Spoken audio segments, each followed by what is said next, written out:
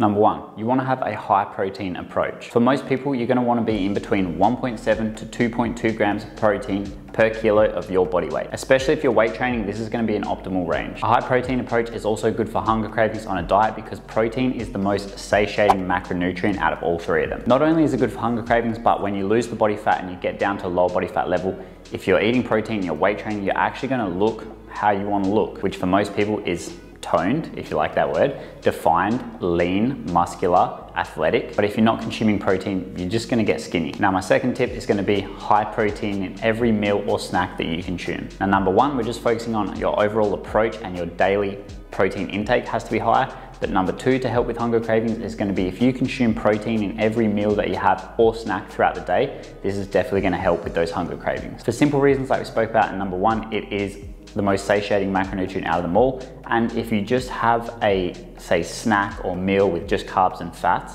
I'm sure you're already aware if you've done this before, like you have a bowl of cereal with no protein, within an hour, you're gonna be starving. Number three, you're gonna wanna eat high volume meals and high volume foods. And what do I mean by high volume? High volume basically means the amount of food that you can have for the same amount of calories. The best way to put this is watermelon versus lollies. Check out these two comparisons.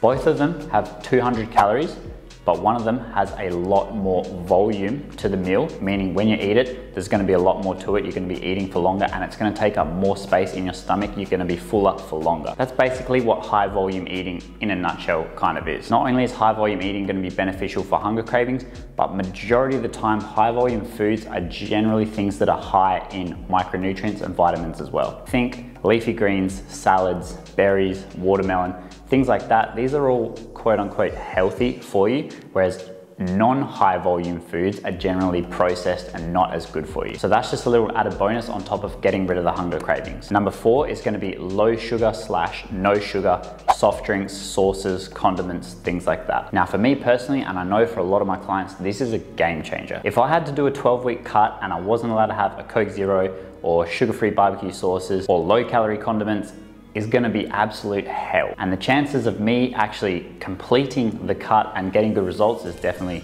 gonna be minimal. Now, simply adding in moderation, low-calorie sauces and seasonings on top of my foods, a Coke Zero or a sugar-free soft drink throughout the day, maybe in between a meal to hold me over. This for me personally, and like I said, my clients, drastically increases adherence to the plan.